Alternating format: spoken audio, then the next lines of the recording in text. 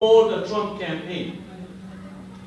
Now, Sheldon Adelson has been a major supporter for almost every Zionist project in the United States, including, for those who are familiar with Birthright project, which makes sure that any young Jewish American who's leaning toward Israel have a fully paid trip to Israel. It's a project that Sheldon Adelson is the major funder for it.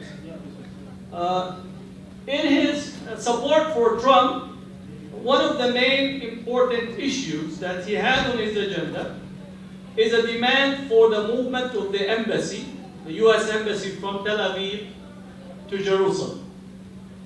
Now, this is important that U.S. law, as far as both the congressional and the Senate bills that have been passed, every year they would pass a resolution calling for the movement of the U.S. embassy from Tel Aviv to Jerusalem, while giving the president leeway to issue a waiver that would delay the implementation of that law. So which means that U.S. law for over 20 years, beginning in the late 70s, has been to call for the U.S. embassy to be moved from Tel Aviv to Jerusalem, and the president, U.S. presidents, were given this leeway. This is what Sheldon Adelson insisted that is one of the needs that he wants, or one of the requirements for his support for Trump is a commitment that he will move the embassy. And it was not surprising that Sheldon Adelson and his wife attended the ceremony for the movement of the embassy. So it's very important to understand the domestic context for Trump.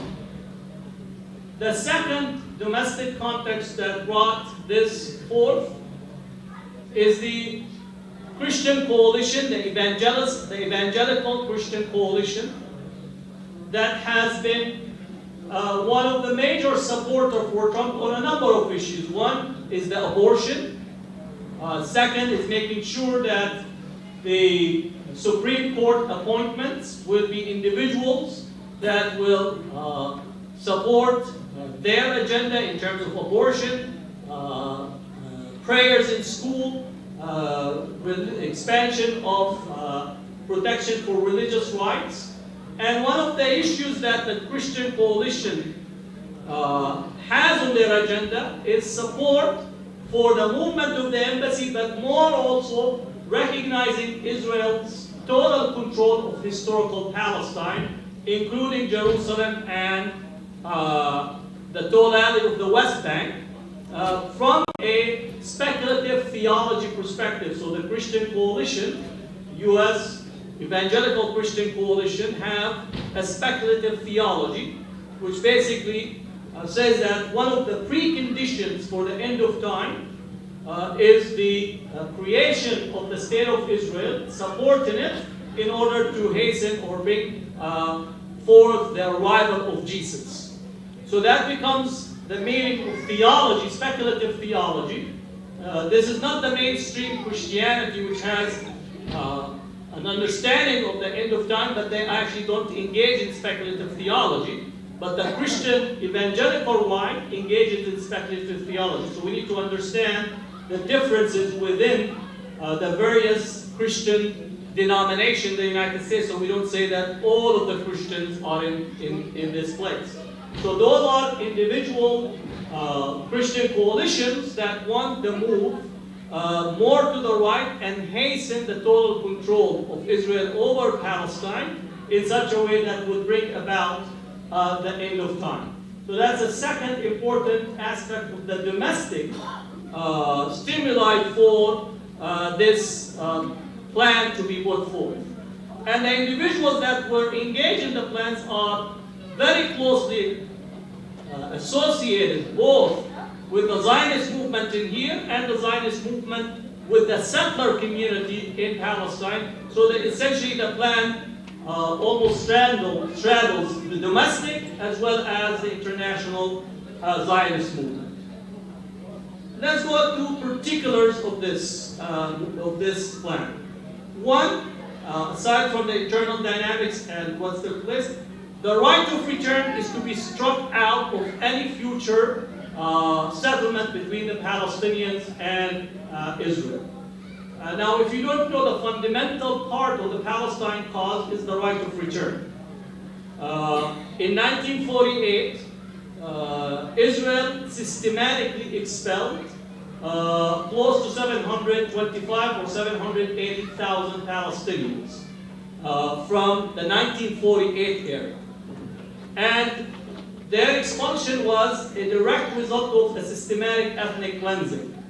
The history is already, history books are already there. You could even read Benny Morris, who are more of a Zionist historian, but in essence documented the massacres and the expulsion from the Israeli archive. You could also read Ilan Pape, who was much more of the new historian's critic of Zionism, that he wrote about the ethnic cleansing of Palestine. You could read Palestinian sources.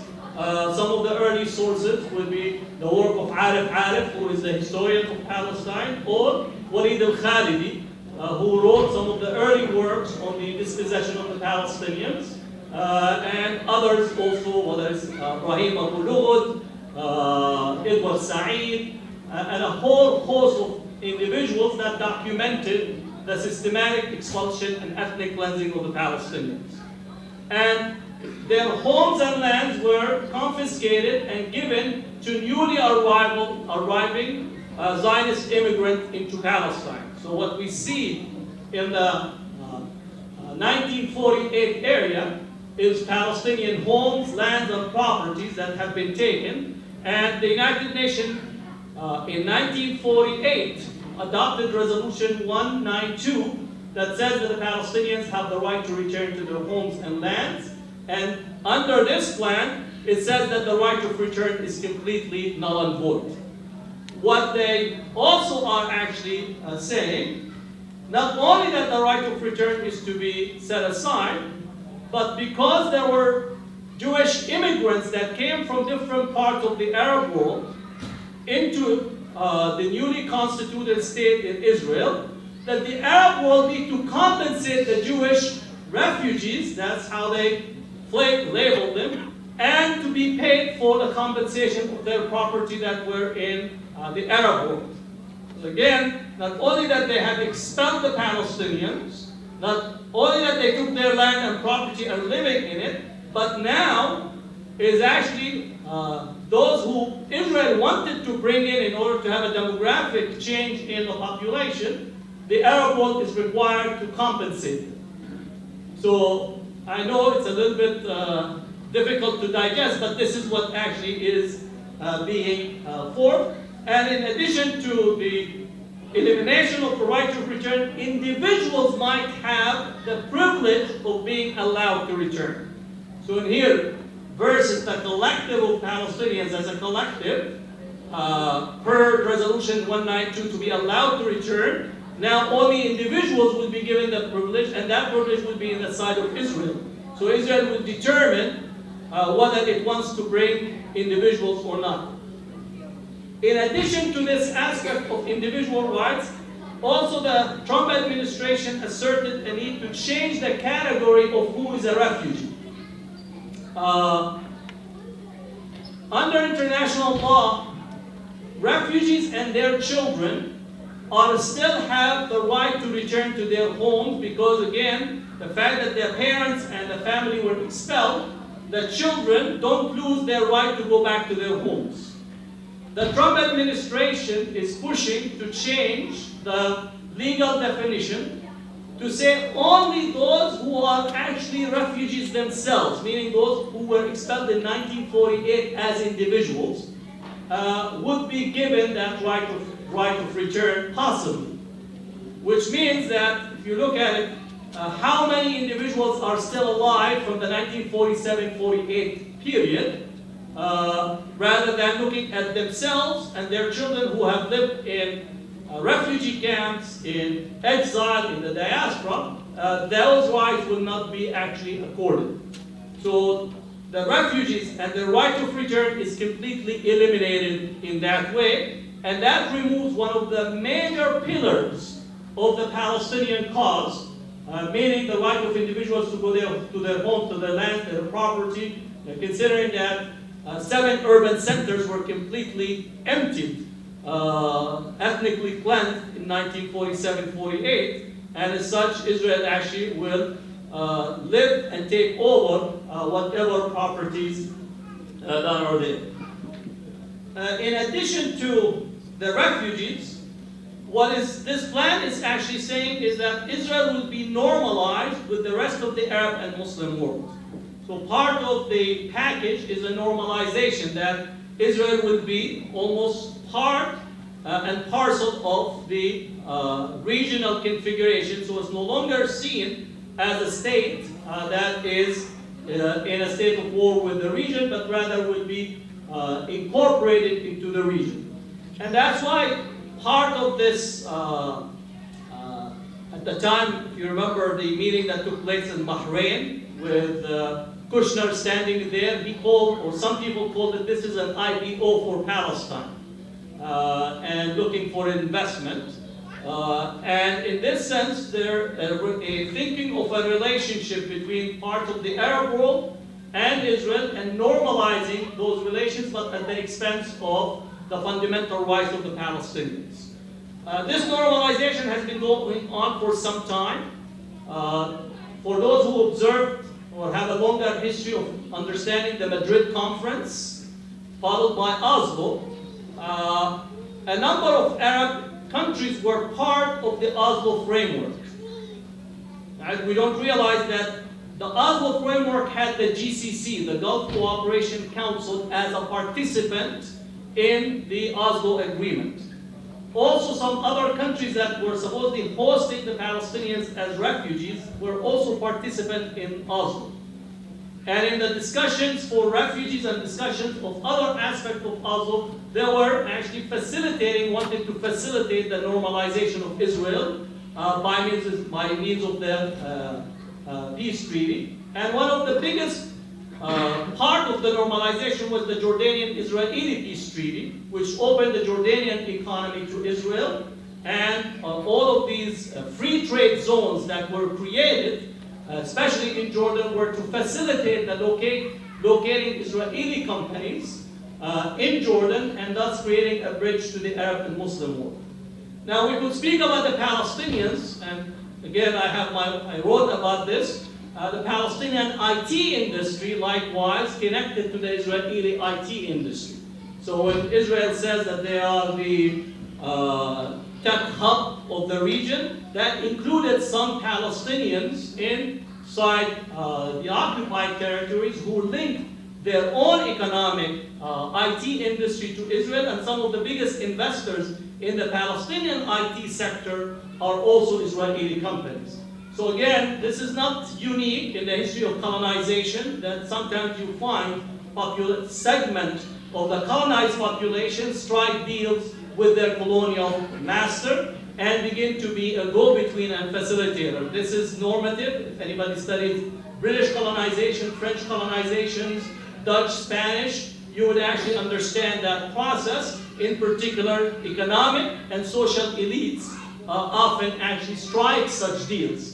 So not only that you have the Jordanian track, but also you have the Palestinian track as well, and then facilitated also by the Palestinian Authority, which makes, again, the condition of Palestinians very unique and very difficult to unwind, because you're not only subject to one occupation, but actually layered occupation. You have the occupation from Israel, you have the facilitation of the regional Arab states that have a vested interest in normalizing relations with Israel for their own interests and globally. And you also have a part of the Palestinian elite with the Palestinian Authority, if one can add, participating in the process.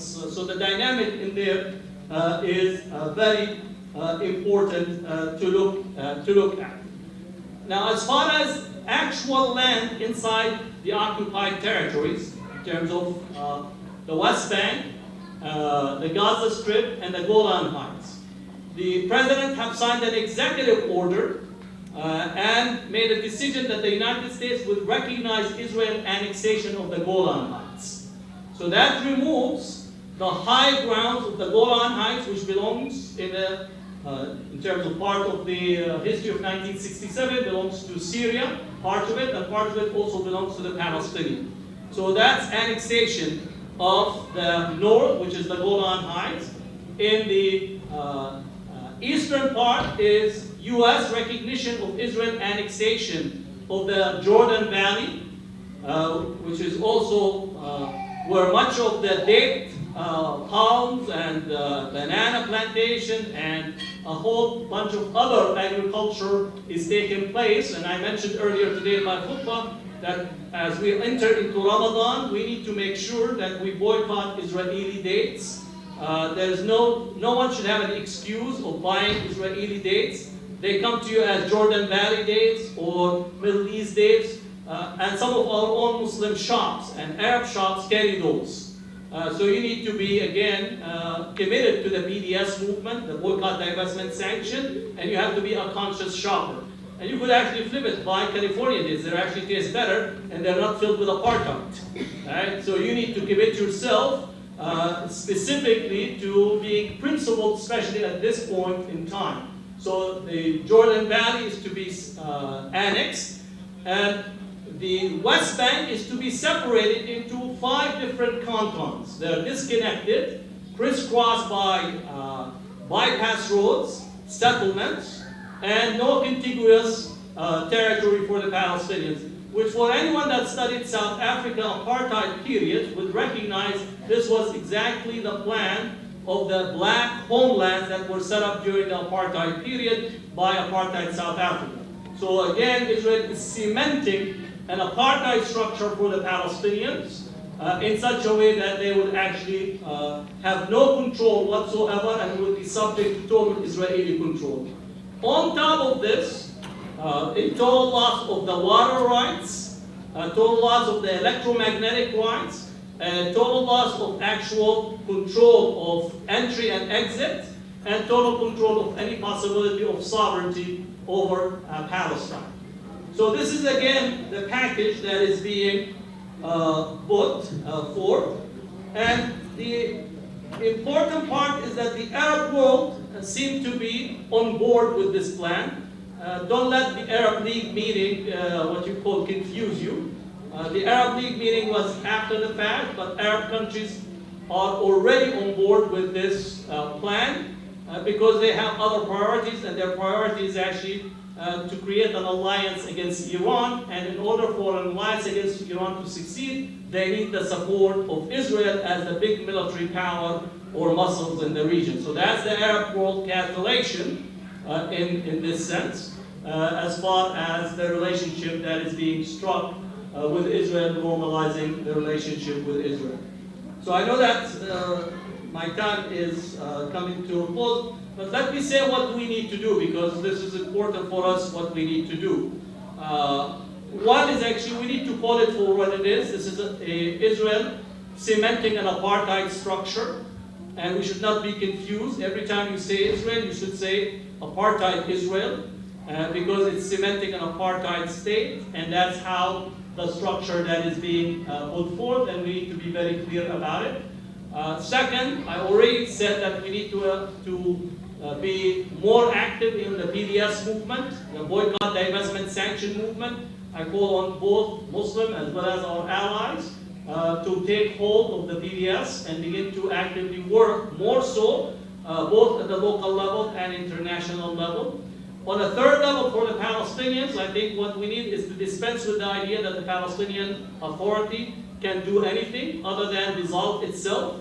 And what we need is to actually call for a government in exile.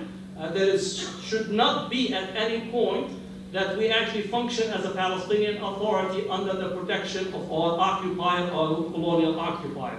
So what we need is to begin to actually create the mechanism as Palestinians to formulate a government in exile that would represent the best interests of the Palestinians and make sure that these interests align with overarching principles of justice, of ending colonization, of equality, and adhering to the set of international law. So this is very, very important.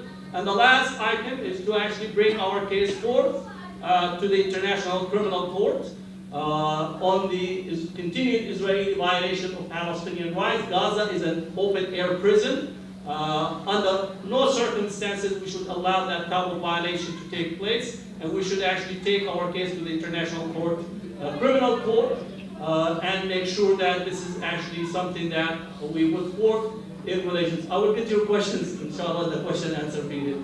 So this is very important because the International Court right now is beginning to consider the Palestine file, and I myself actually filing an amicus brief, which is a friend of the court brief, on why the Palestinians should have standing in the International Court of International Criminal Court, because so far Palestine is not recognized as having a state standing, and the International Criminal Court should give Palestine a standing in order for it to advocate on behalf of the Palestinians who are currently being almost subject to systematic violation by Israel, and this is something that the court has to take. So these are principles that we have to continue to work with. I am very optimistic, despite the fact that we see the difficulty.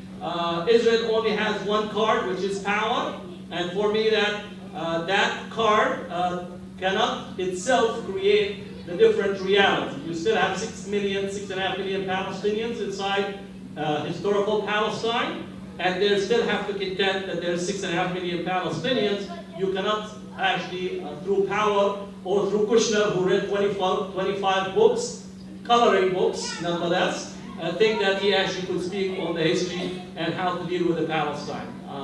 What we need is to affirm that the future is still, I'm very optimistic, but what we need is the work and dedicated work, because no right is lost as long as there's someone that is demanding and organizing and trying to change the conditions that is on the ground. Assalamu alaikum.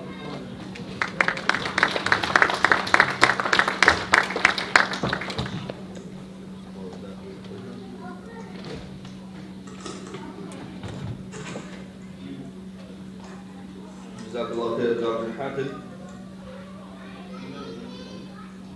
In the summer of 2009, in July to be exact, I was in the sweltering heat of the summer, driving through the Sinai Peninsula on my way with a group of friends and allies to deliver aid to Gaza after, or in the onslaught, the aftermath of the 2008-2009 Operation Cast Lead, which resulted in 21 days of massacre of 1,400 Palestinians. And the journey took us 2 weeks to enter Gaza because of the difficulties that the Egyptian government had put in our path in order to deliver the much needed aid to Gaza. But finally we had reached the Rafah border crossing after a very long journey.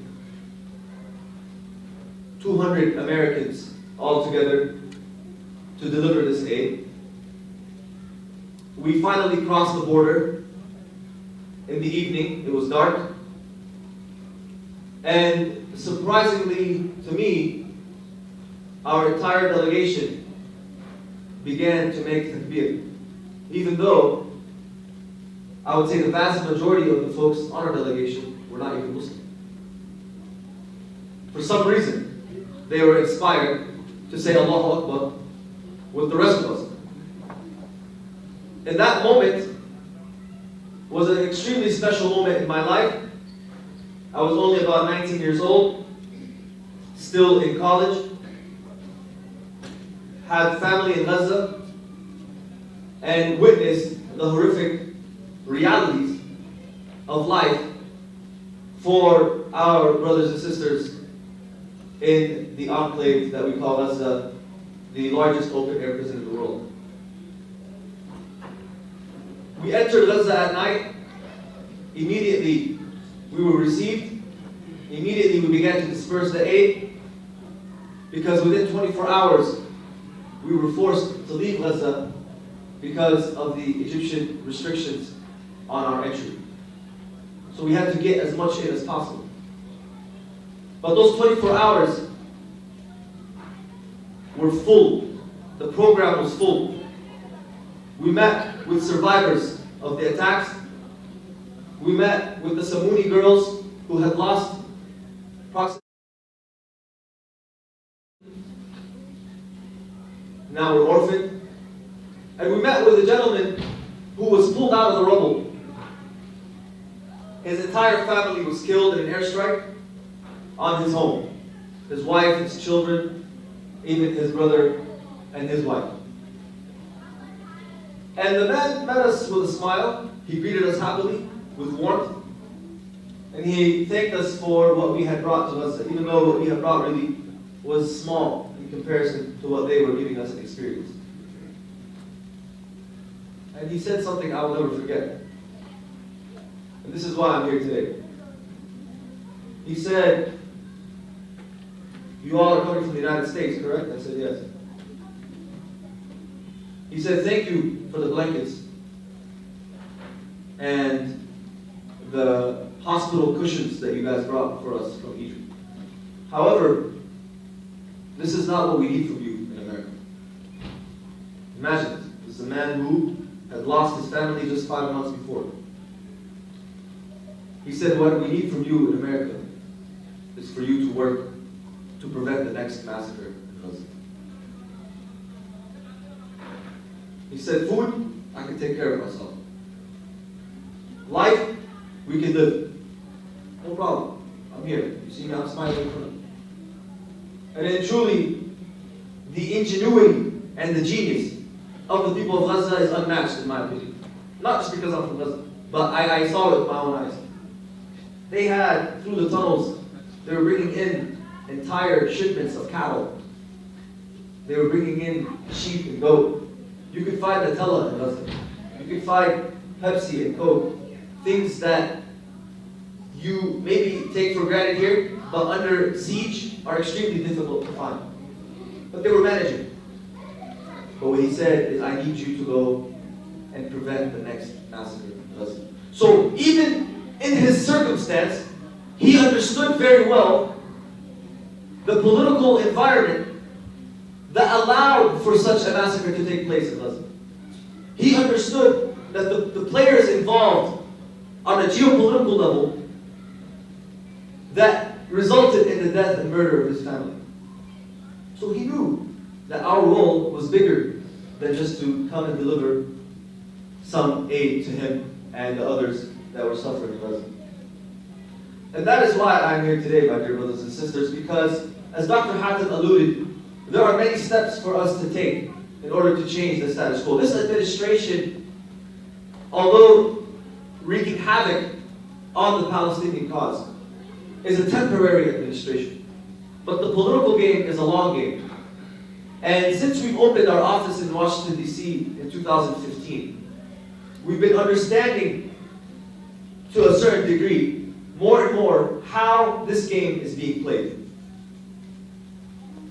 There are political alliances being formed. There are discourse shifts taking place. And what we're seeing more and more, my dear brothers and sisters, and all the polls are now indicating this, that within the American public opinion about the state of Israel is changing, number one. And number two, the political discourse on Israel is changing. And we all see this now being reflected in the presidential candidates, with many of them on the Democratic side rejecting the invitation from AIPAC, the conference they're having, the Israel Lobby conference that's happening in early March. So things are moving in the right direction. However, they require a catalyst in order to move them. And I learned many lessons from Gaza, and I continue to learn many lessons from Gaza. Number one is that, and Dr. Hatem alluded to this, despite Israel's military advantage and military might, Israel is still unable to accomplish all of its goals in the face of sheer Palestinian determination. We see this time and time again. Palestinian people refuse to die. They refuse to be removed. So despite all the power that Israel has, it still cannot accomplish all of its goals. That's number one. Number two, the people's optimism and desire to live never ceases to inspire me. Anybody here who has gone to Palestine, people who have gone to delegations, always come back with this sense of optimism despite the gravity of the situation on the ground, despite the horrendous situation on the ground. People come back with a sense of optimism. Why? Because the people have this extremely extraordinary desire to live and to look forward to the future. That's number two. Number three, the people are more strategic and visionary than we might imagine. They understand the geopolitics. They understand what's happening around them. And they're looking beyond their immediate needs to advise us about what needs to take place. And this, for me, provides an extremely optimistic perspective about what the future will look like for the Palestinian people. And that is why we are doing the work that we're doing in Washington, D.C. This March, my dear brothers and sisters, from March 22nd through March 24th,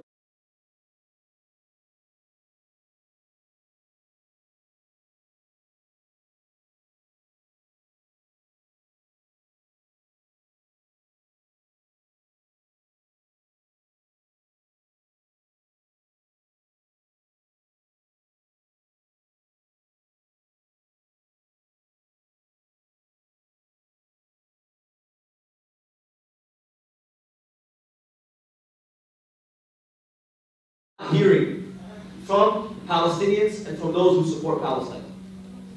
They felt like there was a big disconnect. There's various reasons for that. Not one of them is the shortcomings of the community. Number two is they started responding to, I should say, the shifts in public discourse on this issue. So do you think Bernie Sanders and Elizabeth Warren would be saying the things that they're saying today if they didn't get a sense that the public opinion about this issue was shifting? They're not necessarily trendsetters. In the political arena, yes, because no other politician would say the things that they would say. However, they are a response, a reaction to the changing trends in the United States in general. So this is important because the credit goes to all the people who have been working in this country over the past 2 decades or more to educate the American public about Palestine, to push the discourse further about Palestine beyond just occupation, talking about apartheid, talking about the genocide committed against the Palestinian people. All of these things, the work that's being done on campuses across the country, the leadership of people like Dr. Hatem, who has been constantly a strong advocate for Palestinian human rights across the country. This is the work that has caused this shift over time. It wasn't like one day these politicians woke up and started talking about how Palestinians deserve rights. That's not how this thing works. And so that's why we are encouraging and we are asking our community to fulfill a small obligation that we have. A small obligation that we have to show up when it is much needed. Because this work, we might not like it. We might not like going to sit in a member of Congress's office and talk about Palestinian rights when we know that member of Congress is going to stab us in the back. Or we know that member of Congress has bad positions. But you know what? We're not in this work to do what is comfortable for us. We're in this work to do what is necessary for the Palestinian people and to change the situation on the ground for Palestine. So that's why we are encouraging everybody to participate. This year, we're expecting 1,000 people to attend from 35 states. Alhamdulillah, we are at half of our goal right now with registration. Last year, in April of 2019, we had 550 participants from 32 states. The year before that, we had 250 participants from 28 states. The year before that, we had 80 participants. So we have been exponentially growing over the past 6 years as people more and more realize the importance of this type of work. More and more realize that they cannot sit quietly and watch the television and curse at the television whenever something happens, that they need to themselves take action and step up, invest some money, take some time off work, and do what is needed to speak up for Palestinian human rights and to change the situation on the ground.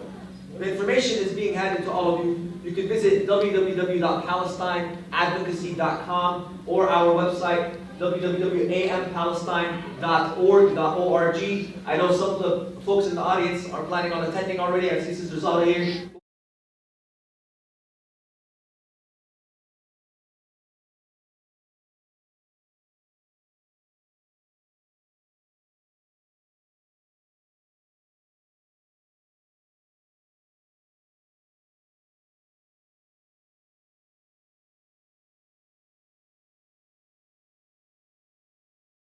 We're expecting to have more than 300 meetings with members of Congress this year on Capitol Hill in one single day. That's a powerfully impactful moment in our history as a Palestinian people. And this work that we're doing, Dr. Hatem, is actually not new. The Palestinian people and advocates for Palestine have been involved in political work for decades, whether it's in Washington, D.C. or in their local communities across the country. As a matter of fact, I recently learned that the first time a Palestinian ever testified in Congress was in the early 1900s. And this is something that I got from Dr. Khalid Gindi, who just wrote a book called Blind Spot about U.S. relationship with Palestine over the past 100 years. And so this work has been being done. We're not reinventing the wheel. We are continuing this work for the past few decades into the new decade now to change the narrative for good, to change U.S. policy for good, and not only demand some Palestinian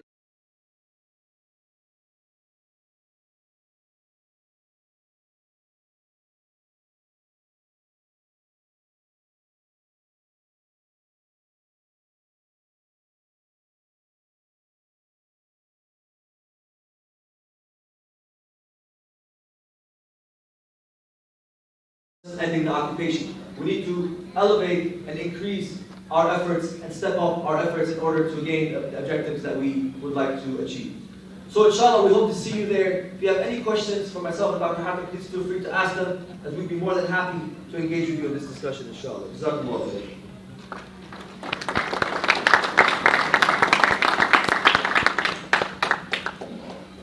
Good question.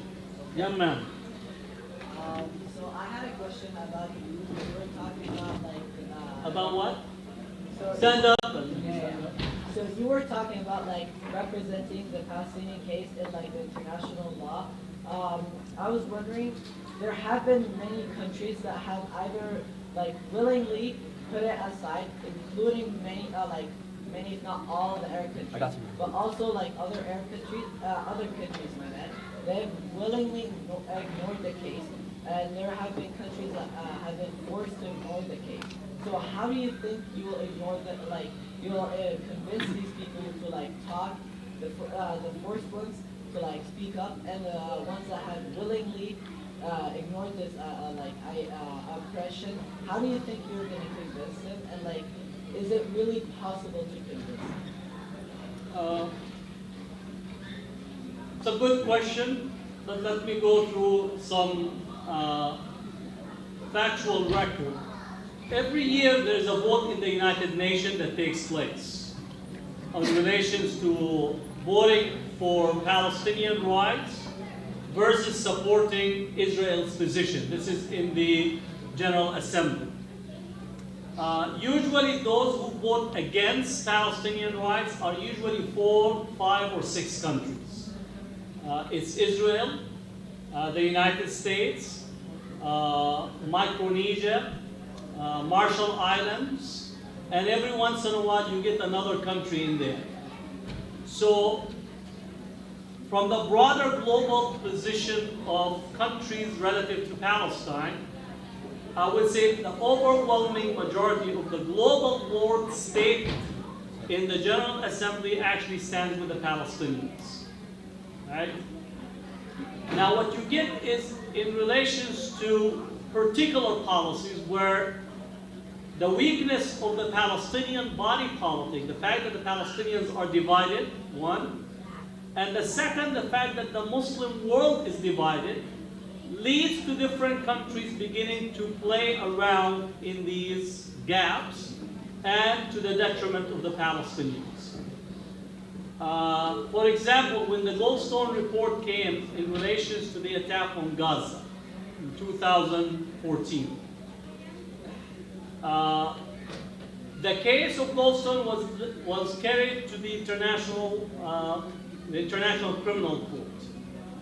And it needed the Palestinian Authority to actually advocate and call for this case to be picked up by the court.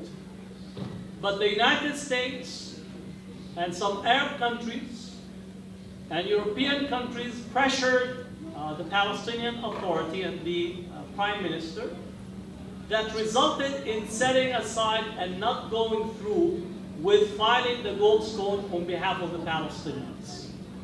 So in this sense, the global community is with you as long as you are with yourself and those who are with you, and that's the results in the weakening of the Palestinian cause. International law, as it is today, is on the side of the Palestinians. It is on the side of the Palestinians with multiple UN resolutions. It is on the side of the Palestinians on the rights of the indigenous people.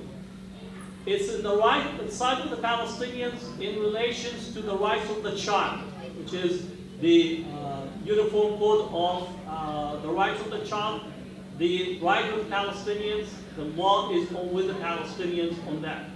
The law of the sea, in relation to the Palestinians' rights to fishing and the access to their international water, that international law is with the Palestinians. The rights of exploration on the land, whether it's in the West Bank or in the Gaza Strip, that Israel is violating for natural gas and aquifers water, the law is on the side of the Palestinians. The unfortunate thing is the law does not have its own advocates to be implemented, which makes the advocacy there is very critical. If you study the history of this country, the civil rights movement was not only about protests in the streets. Martin Luther King and the civil rights movement was protesting in the streets. They had a legal arm, the NAACP and other avenues contesting legally and taking matters to the court. They have boycott strategies, boycotting businesses and advocating for boycotting businesses and so on. And they have a legislative strategy. That's why Martin Luther King was present when they signed the Civil Rights Act. Unfortunately for Palestinian advocates in this country, we have been good only on one front, which is protests. We are able to mobilize large numbers of people in the streets, time and time again. But Israel and its advocate, its particular AIPAC, is able to mobilize to influence the most important 450 people in this country, which is the Congress and Senate, 435 in Congress and 100 in Senate. They work in a very systematic way. What we need is to match the various arenas for engagement in order to bring international law, force international law to be implemented, and create the needed conditions for the change to occur. But my sense is that the world community is shifting, as well as domestic shift here in the United States is taking place.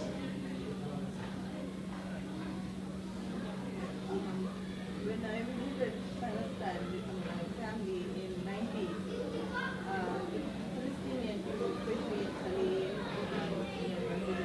they said, our hope is with you people go back to America and educate the people in America. Because they say they are helpless there. They are under occupation. And we are free here. We have the capacity to talk to our Congress, our senators, and especially during the election time, we had to mobilize our community to speak to the congressional leaders and the Senate to, tell them, like you are saying, we have to tell them that we are such a strong Muslim community. We will change your election process if you don't help us. So we have the capacity here. We can do that. That's one thing.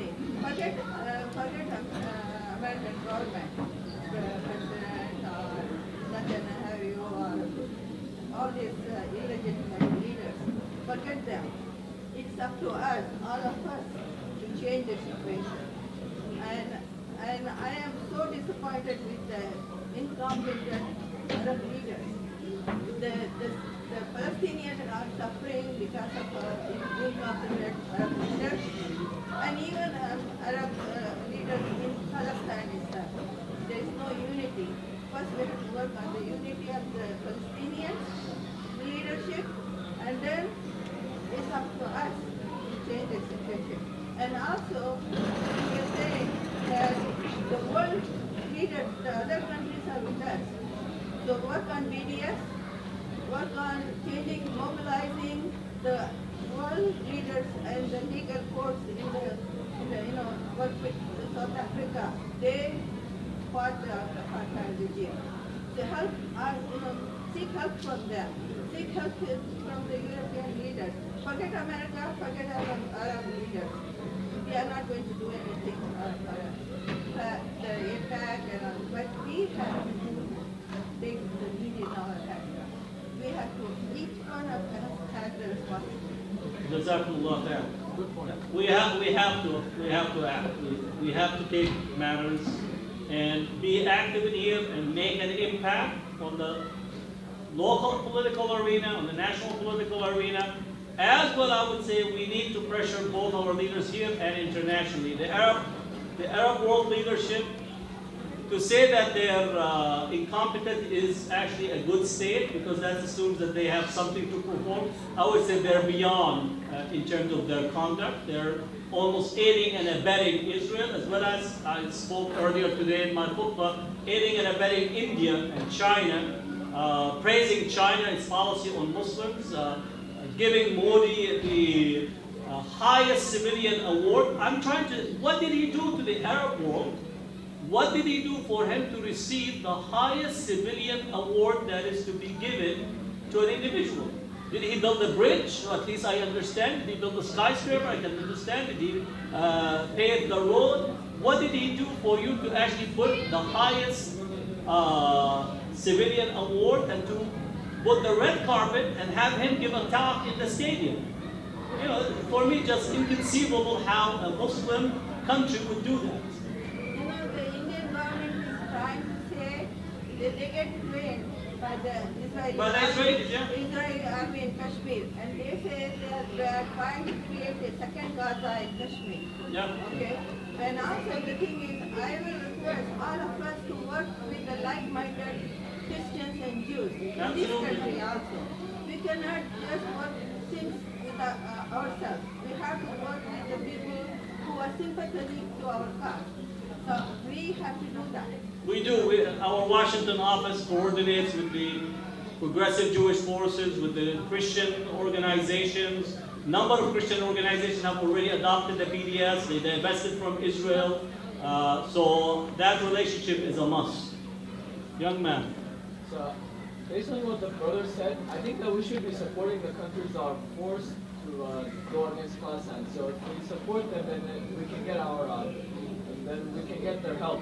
For example, Philippines has been forced to go against Palestine because originally they didn't agree to what Israel was doing. But the U.S. actually told them that if they didn't support Israel, they would cut off their support of whatever support they were giving. So I think that if we support these countries, we can gain we can convince them, we can make them speak up. Otherwise, we're just going to have to go a long way. Yeah, I think what we need to focus to understand that the United States plays a major role in dictating and pressuring countries in policies relative to the U.S. and relative to Israel. And increasingly also in relations to India, because the relationship is very strong between the Indian ultranationalist lobby and AIPAC in this country.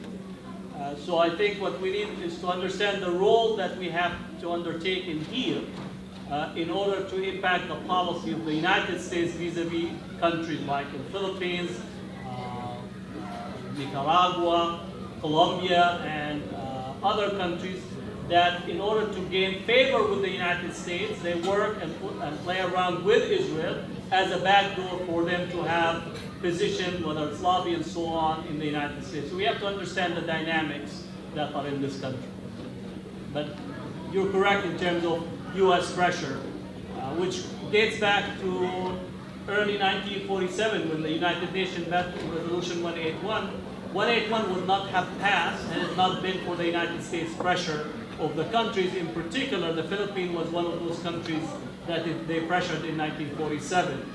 The day before, the Filipino ambassador to the UN gave one of the most eloquent anti-colonial speeches, and as a result of U.S. pressure, the Filipino government pulled that ambassador, and they sent their ambassador from Washington to deliver a speech in support of Resolution 181. So you could see that even in how that resolution of dividing the country in 1947 came about directly as a result of U.S. pressure. If there is no more question, I would encourage you to make sure that we get a delegation from here. I am going. So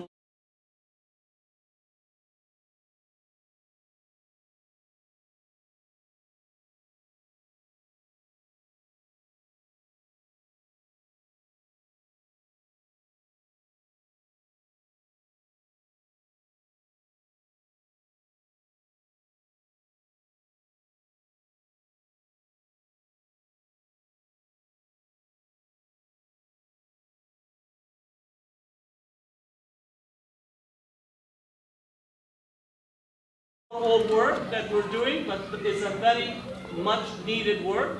The other thing is that we have the Islamophobia. We have the recent report on Islamophobia in India. So if you want to understand what is taking place in India with Islamophobia, make sure to pick one of the journals. We have a Palestine, something colonial, and the annotation. And then tomorrow we have a major fundraiser event for the Islamophobia Studies Center. So we do a lot of work, inshallah, but with your support and blessings, it's all doable.